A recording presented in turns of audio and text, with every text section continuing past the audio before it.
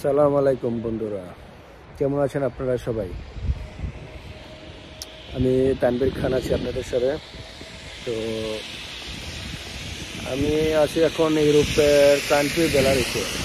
আপনারা অনেকেই জানেন, আর যারা নতুন ভিউয়ার্স তাদের জন্য দেখুন, এটা হলো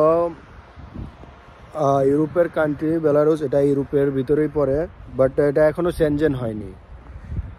এই বেলারুস আগে সোভিয়েত ইউনিয়নের সাথে ছিল, কিন্তু এখন ওরা আলাদা। এখন ওরা এক ইউরোপের পার্ট হয়ে গেছে, কিন্তু সেনজেন হয়নি। এটা খুব শীঘ্রই হয়ে যাবে। তো আজকে দেখুন, এখন বেলারুসে প্রচণ্ড শীত। শীত আসছে প্রায় এক মাসের মতো, 1-1.5 মাসের মতো হয়ে গেছে, কিন্তু আস্তে আস্তে শীত বাড়তেছে। তো দেখুন পরিস্থিতিটা কত মানে ঠান্ডা। দেখুন, সব তুষার, চারদিকে প্রচণ্ড তুষার আর প্রচণ্ড ঠান্ডা।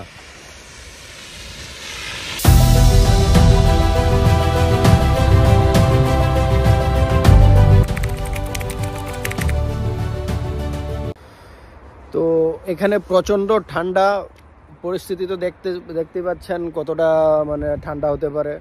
তো এখন নিয়মিতই মাইনাস, আজকে হয়তো মাইনাস 6-7-এর মতো এরকমই দেখছি। 2 দিন আগে 9 ছিল। এখন ধীরে ধীরে মাইনাস বাড়তে থাকবে, প্রায় এটা চলে যাবে, প্রায় 30 পর্যন্ত যাবে। আমি শুনছি যে 25-30 পর্যন্ত যাবে মাইনাস। তো চারদিকে শুধু মানে তুষার থাকবে, অনেক বড় স্তর হয়ে যাবে এরকম। তো অনেকে এই দেশে আসতে চান। ইউরোপের অনেকের স্বপ্ন, আমাদের এশিয়ার মানুষের, যে ইউরোপ যাবে। এটা ভিজিটে হোক বা ওয়ার্ক পারমিটে হোক, যেভাবে হোক এখানে থাকার জন্য। চারদিকে তুষারে ভরপুর।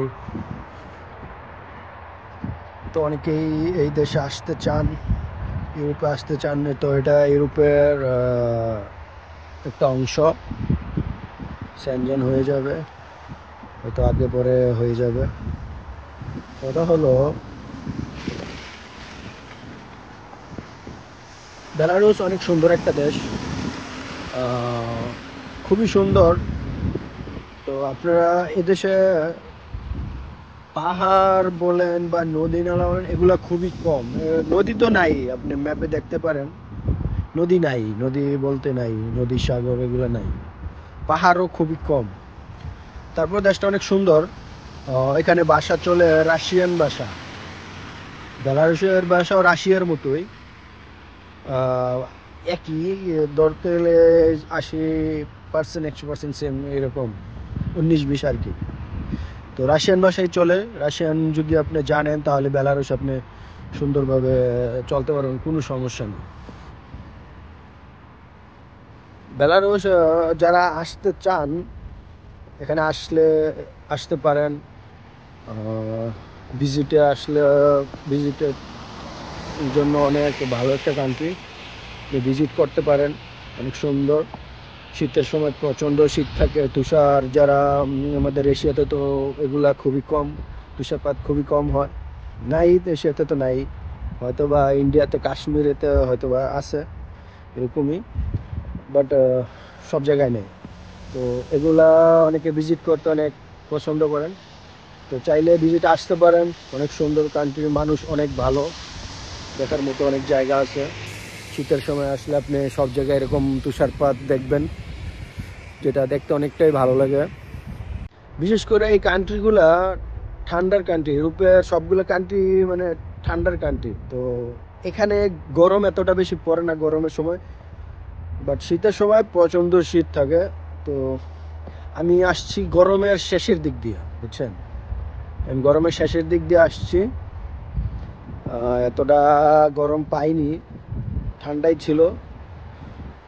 তো তারপরেও শুনছি এতটা বেশি গরম না, এসব কান্ট্রিতে এতটা বেশি গরম পড়ে না। তো যেসব দেশের মধ্যে মাইনাস, শীতের মধ্যে মাইনাস বেশি পড়ে, ওইগুলাতে গরম এত বেশি হয় না, আমি যতটুকু জানি।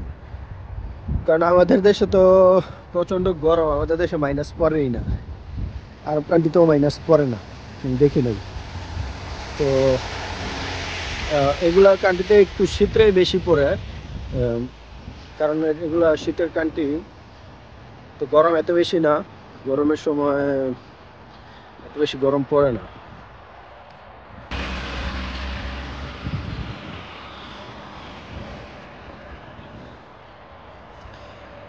ইউরোপের ঘরগুলার উপর ছাদ খুবই কম থাকে, এভাবে উঁচু করে বাংলাদেশের মতো যেমন টিনের ঘর আছে না, যেভাবে চালগুলো দেয় উপরে খাড়া করে, সেম টু সেম এরকমই প্রায় অনেক সবগুলো ঘরই এরকম। কারণ সমস্যা হলো কি, এখানে তো বরফ প্রচুর পড়ে, এটা হলো মেইন প্রবলেম।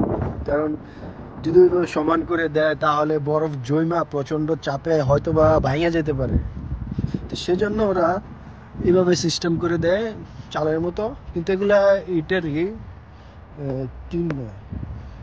ওই বরফ জমলে যেন খুবই মানে একদম টোটালি ত্রিভুজ আকৃতির, যে দেখুন এভাবে দেয়, যেন বরফ জমলে, আইস পরে জমলে, অনেকগুলো জমলে যেন অটোমেটিক পড়ে যায়। তো সেই জন্যই মূলত ওরা এই সিস্টেমে বাড়ি বানানো।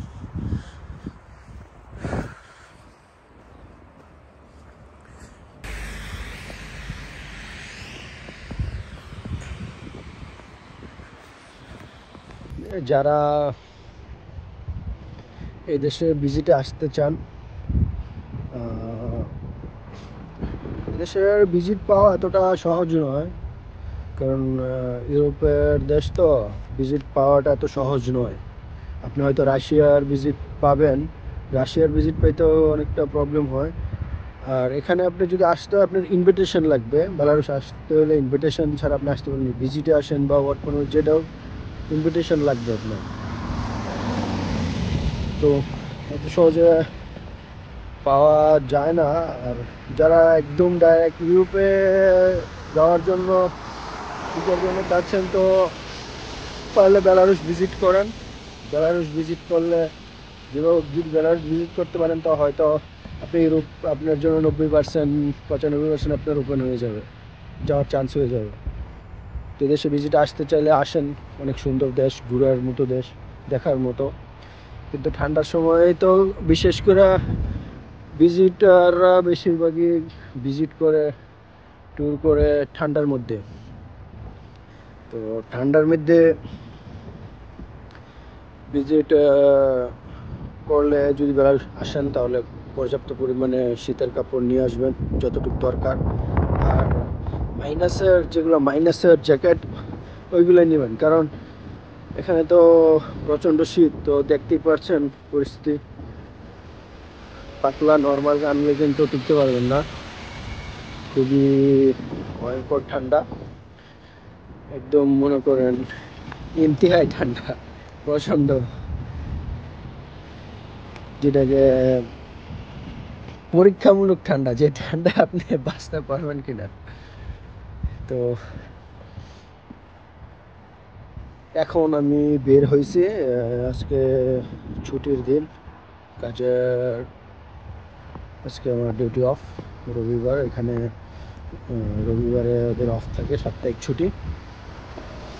ছুটির দিনে বের হলাম, কিছু কেনাকাটা করব, নিজের খাবার দাবার ব্যাপার স্যাপার আছে ওগুলা।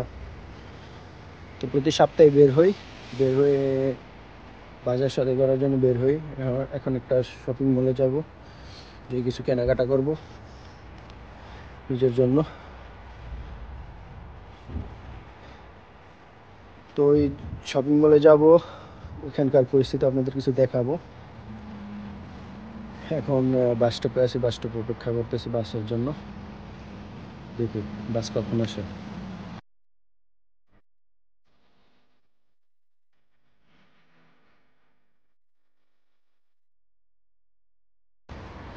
বিশেষ করে এই শীতে যারা আসবেন বাংলাদেশ থেকে বা ইন্ডিয়া থেকে, এখন অনেকে আসতেছে এখানে কাজের জন্য, ওয়ার্ক পারমিট নিয়ে। তো আপনাদের হয়তো ধারণা নাই এখানে শীত কতটা, কারণ আর বিশেষ করে এখন এখানে কাজ বেশিরভাগই কনস্ট্রাকশনের, তো অনেকে আসছে, আইসা অনেকে এরকম শীতের মধ্যে কনস্ট্রাকশনের কাজে ঢুকছে, ওরা বলতেছে এরম এরম প্রবলেম, কমেন্ট করে অনেকেই। যারা নতুন আসবেন বুঝে শুনে কথা বলে আইসেন, যে এখানে আইসা আবার বিপদে পড়ে যান না। এই ঠান্ডা এমনিতে প্রচণ্ড ঠান্ডা, আবার যদি কনস্ট্রাকশন কাজ বাহিরে পড়ে তাহলে তো আর কোনো রেহাই নেই। তো বুঝে শুনে আইসেন, যে ওইখান থেকে একটা বললেন যে আরে করে এলাম কাজ, সমস্যা নেই, যাওয়া হইলো কথা, পরে কিন্তু আইসা খুবই বিপদে পড়ে যাবেন, তখন এদিকে যেতে পারবেন না, ওইদিকে যেতে পারবেন না। শুধু বেলারুশ নয়, যারা এই শীতের মধ্যে ইউরোপের আশেপাশের কান্ট্রিগুলোতে যেগুলাতে যান, সাবধানে যাবেন, বুঝছেন? কাজ কি সম্পূর্ণ ক্লিয়ারভাবে বুঝে নেবেন, কারণ ইউরোপের দেশগুলো এবং আশেপাশের দেশগুলো সবগুলোতেই কিন্তু প্রচণ্ড ঠান্ডা পড়ে, প্রচণ্ড, যে বলা মানে বইলা বুঝাইতে পারবো না এটা কতটা ঠান্ডা। সার্বিয়া হোক, ক্রোয়েশিয়া হোক, যেখানেই হোক, বেলারুস হোক, সবগুলোতে এগুলোতে প্রচণ্ড ঠান্ডা। এই ঠান্ডার মধ্যে আসার আগে অবশ্যই ভালোভাবে ইনফরমেশন নিয়ে নেবেন আর নিজেও প্রস্তুত নিয়ে নেবেন।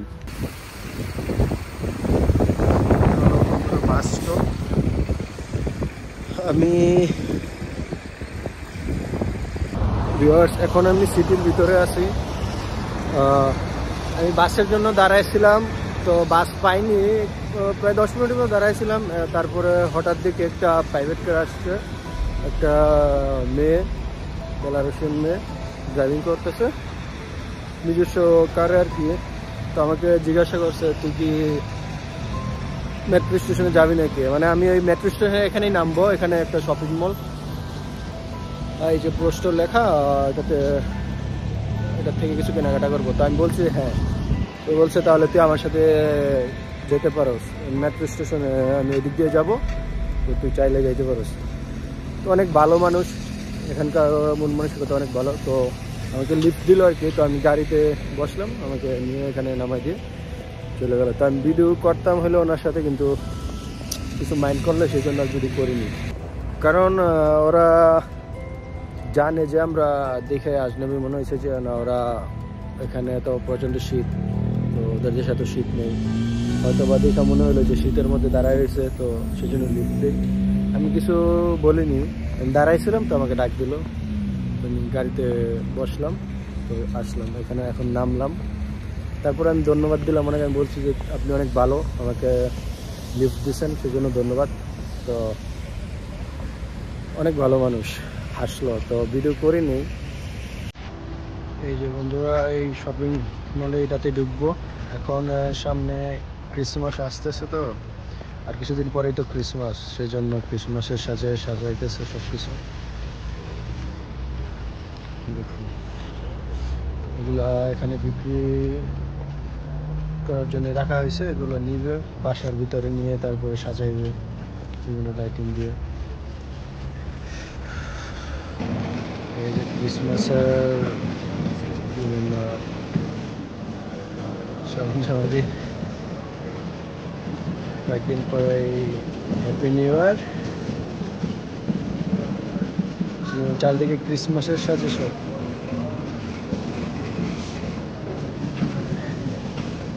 আর এদেশটা হলো খ্রিস্টান ধর্মাবলম্বী এখানে বেশি।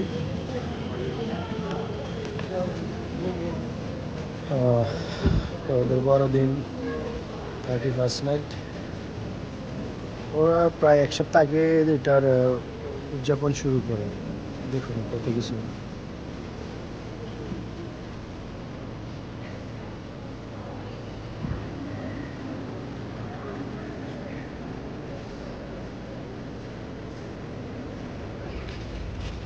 হ্যাঁ বন্ধুরা, বাজার করে মাত্র বের হলাম, খাবার দাবার কিনলাম, এই তো মাংস কিনছি, তেল কিনলাম, চাউল কিনলাম, রুটি কিনলাম। এখন কেনার শেষ, এখন রুমের দিক চলে যাব।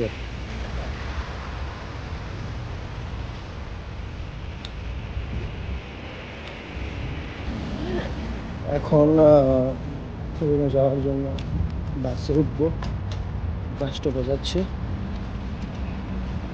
এখান থেকে বাস স্টপে হোস্টেল থেকে আমার রুম বেশি দূর নয়, মাত্র 10 মিনিট লাগে। ভিউয়ার্স, ওই যে বাজার করে এখন চলে আসলাম, মাত্র বাস থেকে নামলাম, এখন বাসার এসে হাঁটতেছি। 4-5 মিনিট হাঁটলে আমার বাসা চলে আসবে। তো আজকে এই ভিডিও এতটুকুই, আর বড় করব না। কারো কোনো কিছু যদি জানার থাকে অবশ্যই কমেন্ট করবেন, আর আমার ভিডিও যদি ভালো লাগে অবশ্যই লাইক কমেন্ট করবেন বা সাপোর্ট করবেন।